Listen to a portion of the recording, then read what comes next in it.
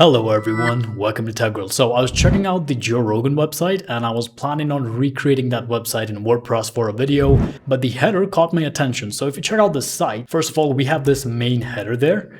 And after that, once I scroll down a little bit, you can see that there's this neat looking header with just quick links, and I really like that. So I was like, how do you do that within WordPress? I had to know, and I figured it out. We'll be using blocks to create that header. We won't be using any additional plugins, and we'll use a small little snippet that I've created. And after that, we'll be good to go. So I suppose let's get started with the video. If you'd like to connect with me on socials, my Twitter link will be down in the description below, and I suppose let's get started. Alright, boys and girls, here we are within the computer screen. Now let's first understand how this header functions, how this minimized header functions. So this right here is the Joe Rogan site, and we've got this main header that's like big and fat, right? And then when we scroll down, there is this small little minimized header. I really like this, right? But how do you do this? So basically, these are two different headers, right? First of all, we've got this header, and then second of all, we've got this header, which only shows up once we've scrolled a certain distance from the top of the page. And we're going to be achieving this via a snippet, so no plugins required, and I'm going to show you how to do this. Let's get started. So first of all, here I am within my theme editor. You can do this on any FSE theme really, and if you happen to be using a classic theme, then I suppose you can do it directly from within the page by disabling your themes header. So just letting you know. Anyways, first of all, we're going to go ahead and we're going to add a new template part. We're going to select a header template part. Let's name it a custom header with minimized sticky header. Yeah, that's I don't like that name, but you get what I mean. Now, first of all, what I'm going to do is I'm going to go ahead and copy an already existing header. That will be our main header, and then we'll go ahead and design the new minimized header. So yeah, that's what we're going to do. First of all, let me copy this and go back to my other template and just paste it here. There it is. So this right here is our main header, suppose, right? So now what we're going to do is we're going to create the small little sticky header, right? So how do we do that? First of all, let's go ahead and let's get a group block for ourselves. Let's just add it down there. Let's select a single column layout for now. Totally cool. Let's set it up there. And in here, let's start adding some content.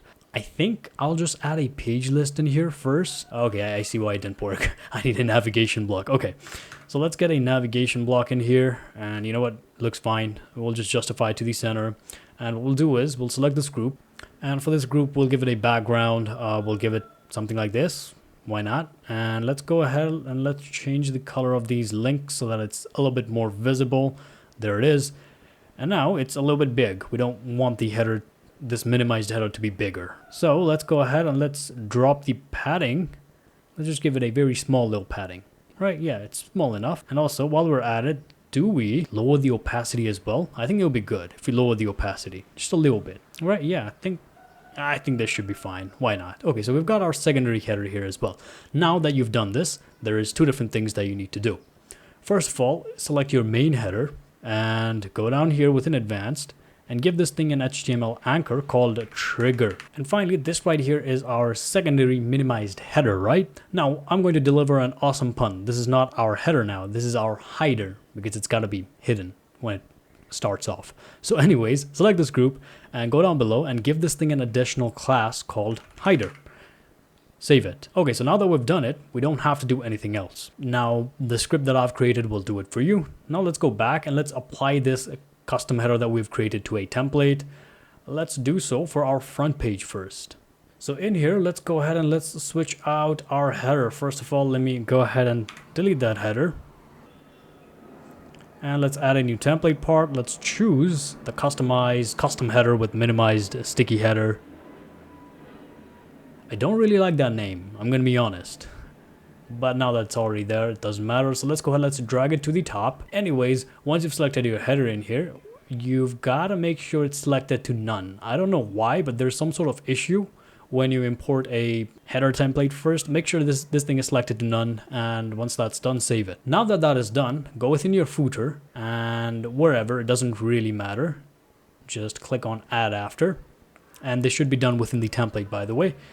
Go ahead and add a custom HTML block.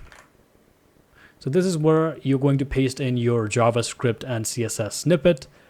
Now you could use a snippets plugin for this, but since I said no plugin, this is how we can go about it. And yeah, I've got the code right here. This right here is the code. Select all this, style down to script. We've got our style and our script in here.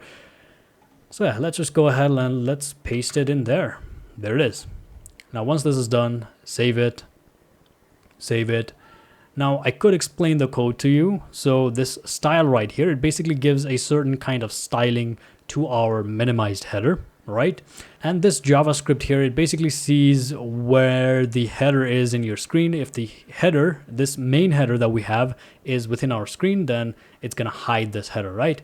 And once it is away from our screen and 500 pixels away, then it's gonna show us the minimized header. That's all it does, really.